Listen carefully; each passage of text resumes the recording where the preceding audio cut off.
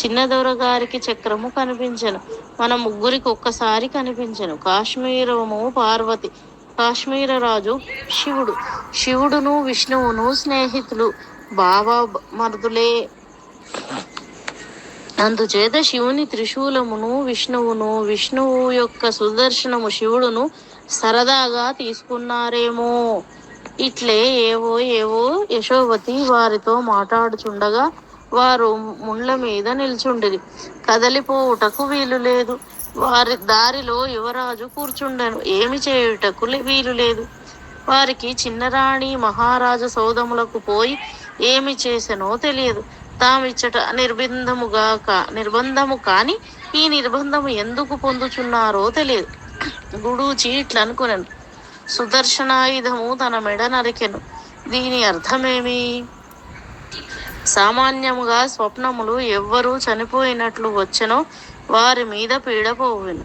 తక్కిన వారెవరో చత్తురని చెప్పుదురు. తనకు మహారాణి ఉన్నది. ఆమె తన్ను రక్షించగలదు. కాని మహారాజెందుకు వచ్చెను? ఏమి జరిగెను? సాగరిక చెరలో ఉన్నదా లేదా? ఆమె తప్పించుకొని పోయినదా? ఎట్లు తప్పించుకొని పోగలదు? ఇట్లుండగా ఆజ్ఞాపత్రము వచ్చెను. ఇచ్చట సైన్యాధికారి ఆ పత్రములు తెచ్చి యువరాజు చేతిలో ఉంచెను. యువరాజు సైనికులందరూ ఒక చోట సమావేశపరుపుమని చెప్పెను. యశోవతి ఆ పత్రంలో ఏమున్నదని యువరాజు అడిగాను. ఆయన పత్రము భార్య చేతికిచ్చెను. ఆమె బిగ్గరగా చదివెను. 4 రక్షక భట స్త్రీలు గుండెలలో రాళ్లు పడెను. ఈ చిన్నరాణి తామనుకొనిన అమాయకురాలు కాదు. పెద్దరాణికి తక్కువదేమీ కాదు. యశోవతి తానప్పుడే వత్తునని పోయి విడుదల పొందిన సాగరికను చూచి దూముదారిని పిలిచి ఇద్దరును జత చేసి చిన్నరాణి యొక్క ఆజ్ఞ అని చెప్పి నీలగిరితో వారిని యువరాజ సౌధ ప్రదేశములను దాటించి రమ్మని పంపించెను. యువరాజ సౌధమునందు 100 మంది సైనికులుండెను. అందరూ సమావేశపరపబడిరి. యువరాజును యువరాజ్ఞియు పోయి సైన్యమును పరిశీలించిరి. యువరాజేమియూ మాట్లాడలేదు. యశోవతి ఇట్లనెను. మహారాజు గారి ఆజ్ఞ ప్రకారము మీరీనాటి నుండి యువరాజు గారి సైన్యము, జీతములు భత్యములు మీరిచ్చటనే పుచ్చుకొనవలేను. యువరాజు గారు లేనప్పుడు మీరు యువరాజ్ఞి యొక్క ఆజ్ఞలు పాటింపవలేను. యువరాజు గారు నాకు ఈ అధికారము సంగిరి. మీ రస్మదాజ్ఞ నిర్వాహకులుగా ఉండవలేను.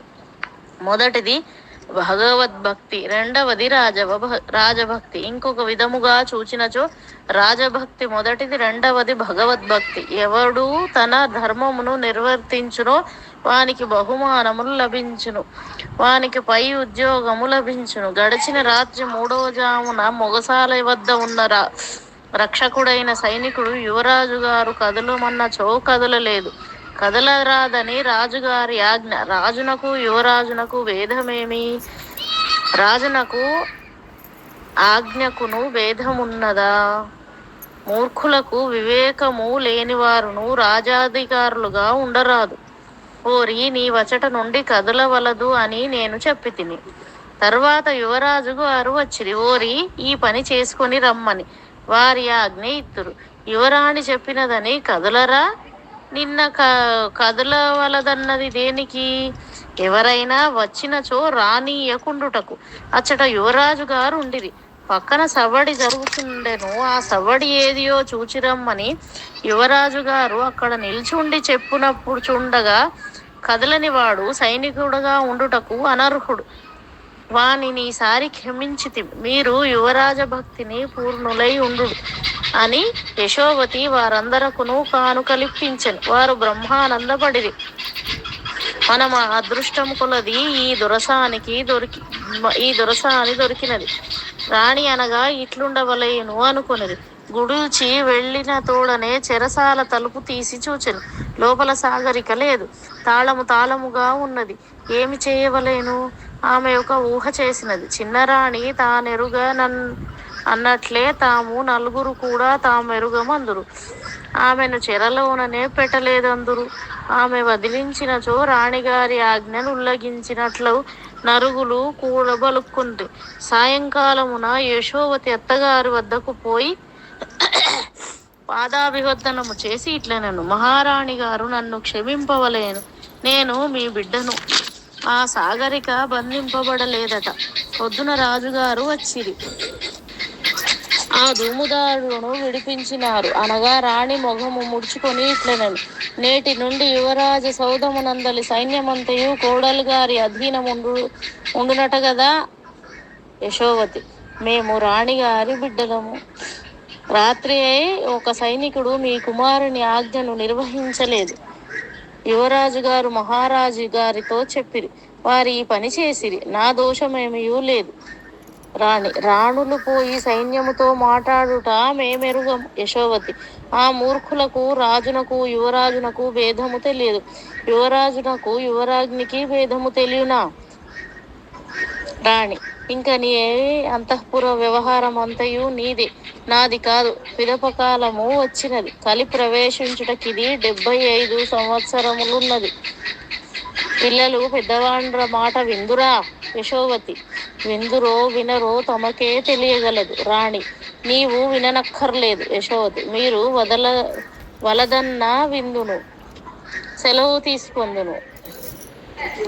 రాణి: నిక్షేపముగా వెళ్ళుము. రాణి కోడలితో వైరమే పూనెను. ఆ తర్వాత 10 దినములకు జరాసంధుని వద్ద నుండి వార్త వచ్చెను.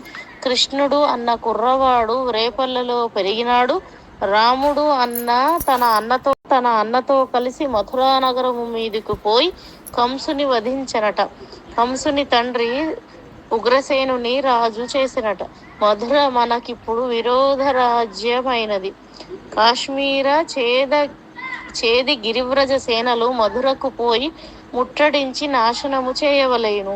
వెంటనే సైన్యములతో రావలసినది. కాశ్మీరములో ఎప్పుడునూ దండెత్తిపోవు సైన్యములు ప్రత్యేకములుగా ఉండును. గోనందుడు వానితో బయలుదేరెను. కొడుకునకు చెప్పెను. కోడలితో చెప్పెను. యశోవతి ఇట్లనెను: మామగారు, మనము వట్టి శాక్తేయులము. గిరివ్రజము వామాచారము. మీకును వారికిని సంబంధమేమి? అందురా మనకు గాంధార రాజులతో లేదా? ఏదో కారణం చెప్పి మానివేయవచ్చును అనగా గోనందుడు నవ్వి, భయము లేదమ్మా, నేను తొందరలోనే వత్తును అని వెళ్ళాను. నెల్లాళ్లకు వార్త వచ్చెను. గోనందుడును మధురాపురేశ్వరుడైన యాదవుడను యుద్ధములు చేయుచుండగా యాదవరాజు గోనందుని సంహరించెనని. నెల్లాళ్ళు కాశ్మీర రాజ్యము దుఃఖ నిమగ్నమై ఉండెను. తర్వాత దామోదరునకు పట్టాభిషేకము జరిగెను.